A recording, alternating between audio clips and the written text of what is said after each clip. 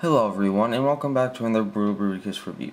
And today we are going to be looking at Generations Thundercracker.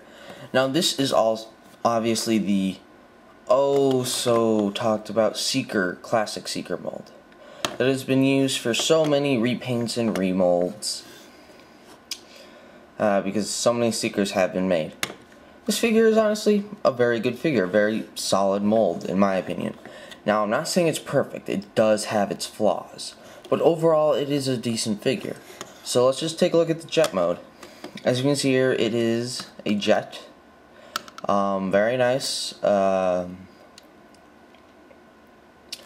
We see the underside, not the best hidden. You can mostly tell what most is going to be, like, you know, the chest and the feet and the legs, but, you know. And you also have the null rays on here, which, you know, can fire if you so choose,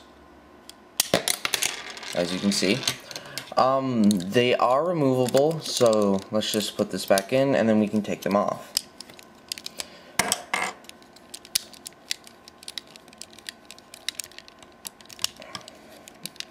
They are somewhat a little futzy if you don't have it at the right angle. I didn't at the time. The null rays are really nice, do have very nice detail. As you can see, they're molded asymmetrical, so like this. So what I recommend doing is when you plug it on, have this be on the outside, like facing out. So it's like this under the wing, so have this one over here.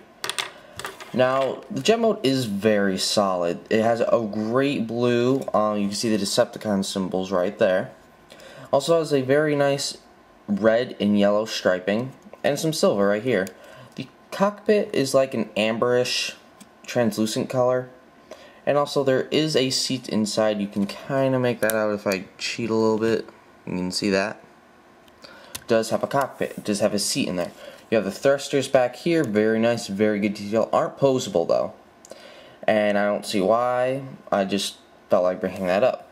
You can see all the intricate details that were molded in right here, all the bunch of panel lines and such. Underside, you can see where the screws are, and also little, I'm guessing blasters. There is, no, just my camera. There are little guns there, I'm not exactly sure what, and there also are landing gear, so you can flip those out. They are not actually working wheels, so they would not work. So let's get into transformation. Now this transformation isn't that difficult, but it can get a little tricky. Depending if you know what you're doing. So first what you're going to do is fold up the landing gear. Well, let's zoom out. Hold on a minute. Jump cut now. Alright, there you go. Now first what you're going to want to do is take these wing flaps and fold them up. Next you want to take these wings and fold them up as well. Like so. And then you want to grab right about here, don't grab the wings, just this, and then extend the legs. Very simple. And then next what you should do is take these and fold them up. There is, let me show you this. There is a little peg right here, and a little hole, a little peg here, and a peg hole right there.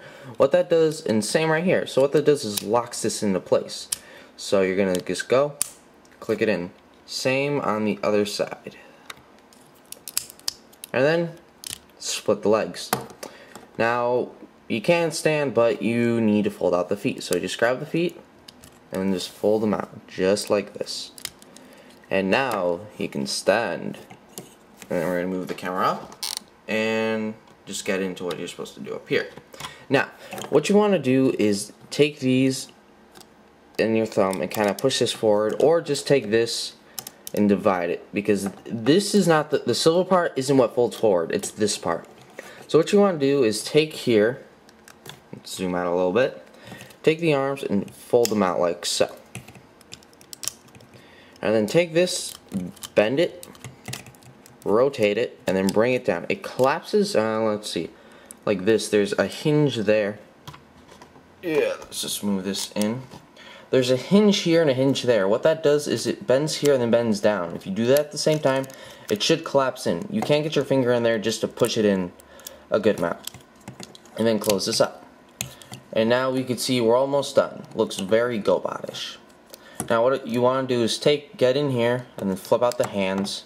You can usually get it with your nail. If you don't have a nail, I don't either, and I still got it, so you'll be fine. Hold on a minute, what did I do? Oh, never mind. Do the same on the other side. Just flip it out. And then you want to take this piece, fold it back, and fold it down, so it's kind of like this. And then you want to take your guns and put them on the sides right here, where they should be. And I just dropped a gun. And then, there you go. And here we have Generations Thundercracker. Now the molding for this guy is very nice, I have to admit. It looks very G1 accurate for classics. Except for one thing though. This little bar right here, as you can see. The bar here doesn't make much sense. Even though it is a reimagining, and I guess that they put that there for that reason. But if you want, you could make the modification of just cutting this part off and get it more G1 look. However, I don't recommend it because I don't know what it does to the figure exactly. Oh, hold on a minute. There we go. I don't know what it does to the figure exactly. I don't know if it holds it in place or it'll snap, so I recommend just leaving it there. If you want to take the risk, by all means, do it yourself. That's not what I'm going to do, though. So, as we take a little bit deeper look into the face sculpt, as we can see, it is a very nice head sculpt. Very G1. You can see the face and the red eyes. If we can get the light to, whoa, you can see the red eyes. Yes. You have the mouth detail, and you can turn the head, except turn the head. Luckily, that's not what you're supposed to do. You're supposed to go back here, and you can take this, and you can turn it like this, as you can see. So what that does is actually rotate the head. So if you want them to look different ways, you can just go like this. Very ingenious. I don't think that's what they were planning on, but that's what they did. Very nice detail. The Decepticon symbols are taken up here, so they put one right there. Really amazing silver. This is like Bandai silver. I mean, wow. And this was by Hasbro, don't forget, and wow, it stands out a lot. And we also see some red detailing right here. And the silver and the feet, yes, very nice. And that's very nice. Now, articulation, let's just zoom out, is very nice as well. We have, you know what, these do hinder. That's one of its problems. His weapons hinder, because if you kind of go like this, it kind of does that.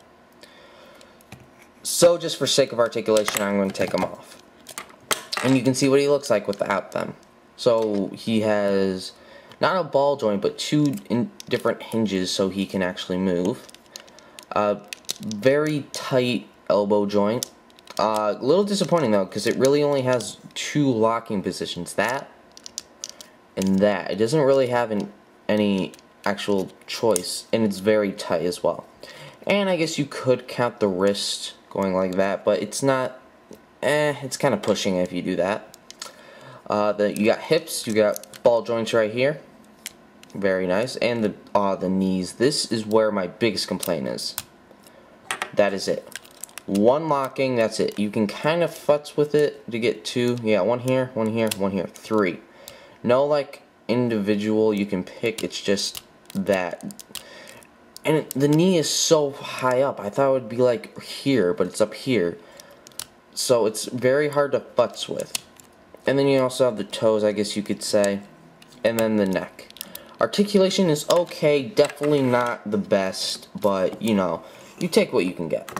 So, the Nolrace do still fire, and if you want to position him like he's firing, you can do this, which is you take the wing, kind of fold it back a click, if you can feel it, bring it up, and just kind of futz around with it in there.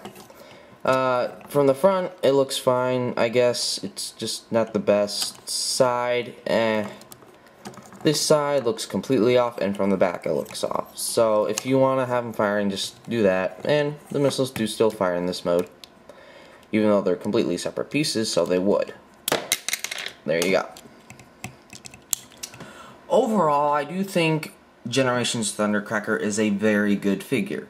It does have its minor quibbles and minor faults, but overall, it's a great figure. It's been repainted so many times just because they knew they had to use it, because it was good. This is the one you should never mess up on. Let me recommend that. Anyone having to do Starscream, you should not mess up, and I have not seen a big mess up.